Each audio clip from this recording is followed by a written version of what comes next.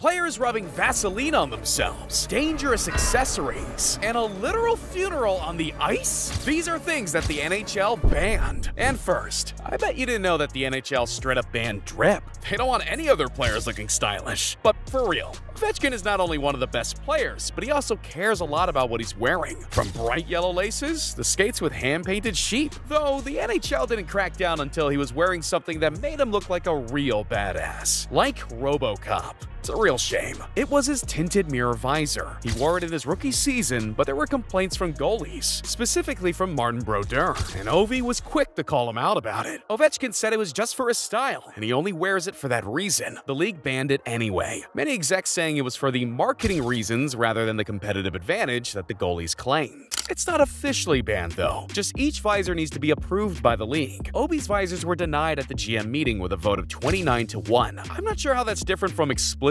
banning it in the rulebook, but they can have their technicalities. Ovi is still bitter about it. With, painting skates, blades, different colors, and painting things on the tucks as well, tinted visor. I mean, it had a really cool look. Would you ever look at bringing any of those things back? Yeah, tinted visor for sure. I love that. If player wants to do tinted visor, you should. I think it's a bullshit to listen to goalies and said like we can see the ice where he's shooting. How you can see the ice from the blue line? Come on. Goalies are cheaters. Yeah, they are. Then they are goalies.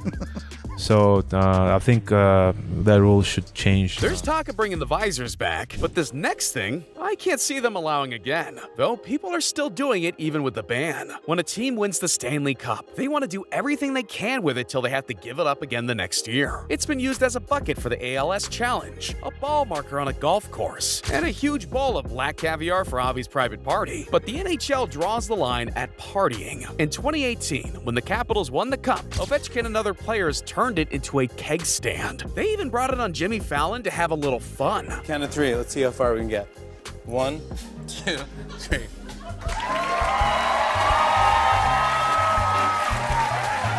Wait, guys, it's taking too long. It's taking too long. I think you know what you got to do. Yeah, let's do it. Help me out here.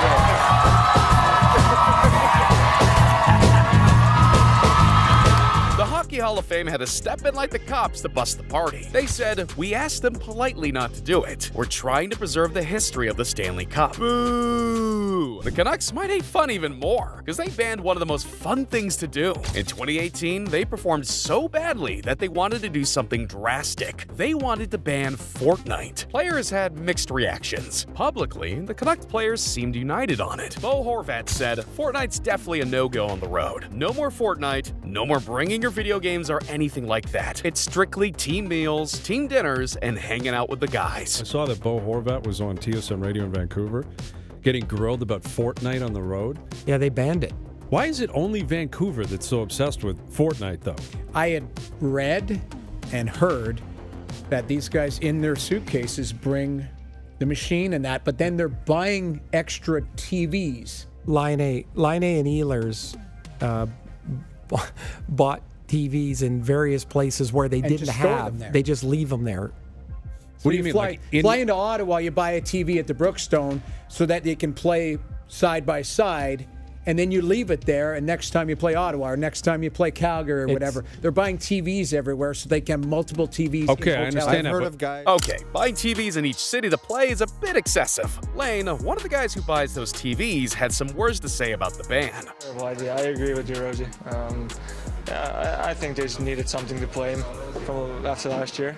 He can say that, but Fortnite seems to be an issue for Lane. Somebody dug up his account and he played 3,484 games in a year. That's 9 matches a day, and his play has been lackluster, at least as a hyped prospect. These pundits give a good balanced perspective on it. At least they aren't doing drugs till 5 a.m. Bigger news in Canucks land. No captain or no Fortnite on the road. I'd ban Fortnite on the road if I was every team in professional sports. Why? Just go out and have dinner with people, talk. What the hell are you doing up till 5 a.m. playing Fortnite? Okay, but what the hell's wrong with you? You could be up to 5 a.m. doing a lot of things in all of the sports professionally. No, and playing, hold on. With a curfew. Here, what are you talking about? You put a curfew down. And playing video games is probably least problematic out of all. Like, honestly, all this Fortnite talk in the NHL David and Price beyond had an issue with it. is ridiculous. Yeah, but he could have an issue with anything. Correct. He can have an issue with drugs. He can have an issue with alcohol. And we're talking about We're talking about a video game. Everything's addictive. No, everything is addictive. You're Everything's completely addictive. right. Yes. I mean, come on. They could be starting a secret fight club and beating each other up instead. And if the goalies were involved, things would get ugly. Because the goalie is like your sister. You don't let anybody touch them, or they're gonna pay. Like in this fight with the Senators and Flyers, where the goalie was attacked and everybody else started joining in. Took one really early.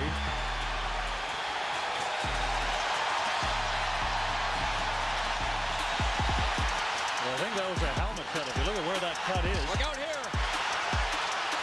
That game set the NHL record for penalty minutes with 419. Sometimes the goalies will even fight with each other, like with this Emery versus Baron brawl. I've got my glove loosened up. I'm already like taking my blocker out. Puck drops. Peters goes after Heatley. Everything happens. Now it's a dance, right? And I look at the other end, and Ray is not going to back down from any fight. So he comes to center ice. I meet him on center ice. Take my mask off. He takes his mask off, and he's laughing. He's laughing like he's about to eat on a prey. Like he's that predator that's about to jump on that gazelle, right? But since the goalies play the whole game, and he only has one backup, it's one of the most vital positions on the ice. So you don't want to let your guy get injured. And neither did the NHL. So in the more recent fight, you could see exactly how they ended up handling goalie fights. Let him go. Holy jumping. Marc-Andre Fleury trying to get at him, but the linesman won't let him.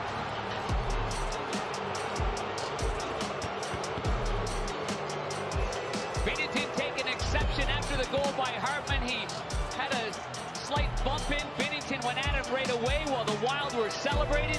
Marc-Andre. The refs got right in his face, and he was fined $65,000 for even trying to fight the other goalie. Jesus! At least no one was dead. Like this next thing that needed to be banned. It started with Kyle Stark and Ryan Clark as best friends. The thing that united them the most? The love for the Colorado Avalanche. And when Kyle passed away unexpectedly in 2022, Ryan wanted to honor him correctly. So he bought glass seats for the Avs game and brought a special item with him. Before the game, Ryan got up close to the rink and spread his friend's ashes out on the ice. The usher came up to him and asked, "What was that?" And he said, "I gotta be honest with you, it was my friend." The usher was confused and asked him what he meant. He said, "Well, he passed away. Yesterday was a service, and I spread some of his ashes out there." Ryan was quickly escorted out of Ball Arena and banned from all games for the remainder of the season. You have no regrets. You would do it all over again. Oh, I'll do it all. I'd do it all over again with the biggest smile on my face like I did last time. Like, because I know in my heart, that's where he wanted to be. Like, we weren't expecting to lose him in any way, shape, or form, and that happened so unexpectedly. And then when the opportunity presented itself, I couldn't turn it down. And so again, like I said, no regrets whatsoever. Honestly, I kind of feel for the guy. He owned up to it with the usher and still says he would do it again. What hurts even more is that the Avs won the Stanley Cup the year he got banned. But what hurts a sports bettor even more is when the games are rigged. Every sport pro gets constantly accused of having a script, or that the refs are favoring a team because they bet on them themselves. So when a ref outright said he wanted another team to win, people in the NHL were pissed. It was the Red Wings versus the Predators, and the ref Tim Peele made a mistake that would cost him his career.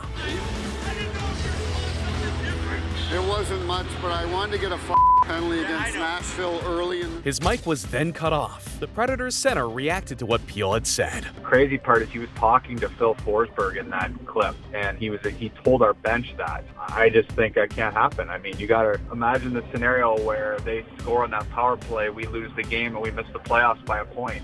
Like, that is not out of the realm of possibility, right? Yeah. So I don't think there's a place in hockey for that. You got to call the game. If one team is earning power plays, you can't punish them because the other team is not. You know what I'm saying? So, I mean, that call was not a good call on RV. I mean, during the game, we're watching and we're like, what the heck was that? I mean, like, that wasn't even close to a penalty. In the end, the ref was fired by the league. People actually thought this was a light punishment, though. He should have been fined or suspended. Technically, he didn't necessarily want either team to win. He just wanted to even up the call since the Red Wings had a lot more penalties. That doesn't make it any less severe, though. Campbell, the league's senior executive vice president of hockey operations, said that nothing is more important than ensuring the integrity of our game. It does confirm that refs don't always call the the game as they see it. Sometimes they're whistling for makeup calls. Makeup calls are part of the unwritten rules of the NHL, of hockey. It's not a surprise that there are such a things as makeup calls. It's sort of been accepted. Now, that doesn't mean it's right. You can feel one way or another about how he got punished, but I'm sure you don't really want to see naked dudes running around on the ice. Or maybe you do. I'm not going to judge. Either way, the NHL didn't think it appropriate. This was all cause of Rob Ray. Ray was a tough fighter. He was really on teams just to intimidate and fight them. It even got so bad one time, he started wailing on a fan who jumped on the ice. His signature move? Stripping his clothes off. He would loosely strap on his pads and his sweater so he could slip them off easily for fights. It allowed him to move quicker and be an overall better fighter. Ray would also slather himself in Vaseline, so anybody trying to fight him couldn't clench onto him to make the fighting easier. Think about trying to fight a slippery seal? Not easy. The NHL had to step in eventually, creating the Rob Ray rule, which said, a player who deliberately removes his sweater prior to participating in an altercation, or who is clearly wearing a sweater that has been modified and does not conform to Rule 24A, players' jerseys shall be assessed a minor penalty for unsportsmanlike conduct and a game misconduct. This is in addition to other penalties to be assessed to the participants of an altercation. Ray reacted to the rule by saying, honestly, it's not something I planned, it's just something that evolved. If your role in the game is to be a fighter, well, just like a goal scorer or a goaltender, you're always looking for an edge. That whole thing just sort of happened. What didn't sort of happen was one of the coolest moves in hockey, because you gotta be intentional if you want to learn it. It was so OP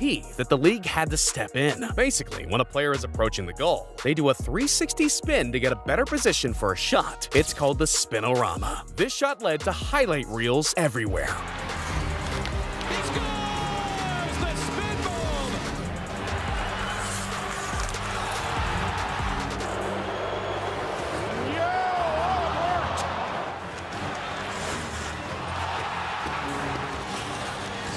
Now, you can do it in a normal game, but in a shootout, the Spinorama is particularly OP, cause it's just you versus the goalie, and it makes it easy to fake out the goalie. So the NHL banned it in shootouts. In a shootout, you're supposed to always maintain forward motion with the puck towards the net, so there's no possible way to do a Spinorama without moving the puck away from the net. And to be honest, it's a shame, cause those were some sick moves. And I'm sure you'll be putting on some sick moves when you get married, and you'll definitely want to show off your wife. So when the NHL tells you can't, that's definitely going to get some players angry. They said they can't wear their wedding rings in games ever because it's too dangerous, like spiked gloves. What kind of bullshit is that? But a player for the Capitals had a solution. The same year they were doing keg stands out of the Stanley Cup, they were also getting spontaneous tattoos. TJ Oshie got a Wario tattoo to symbolize the team's tradition of playing Mario Kart in their hotel rooms while on the road. So yeah, that's not quite a wedding ring, but he also got something else. On his left ring finger, he got the letters NOR tattooed, the nickname for his wife. Apparently meant to symbolize his wedding ring. Since he couldn't wear it, he had to get it tattooed. Oshie said, I actually really liked wearing a wedding band, but when you do what we do, we have to have it off more than we can have it on. So now, the league couldn't do anything about that. He could show off his wife no matter what. I will say, Shaun Avery liked to show off. So much so that the league was forced to disallow his antics right in the middle of a playoff series. It was the first round of the playoffs. New Jersey Devils versus New York Rangers. It was a 5-on-3 power play advantage for the Rangers, and Avery had an idea. He was going to distract the goalie unlike anyone had done before. This is what it looked like.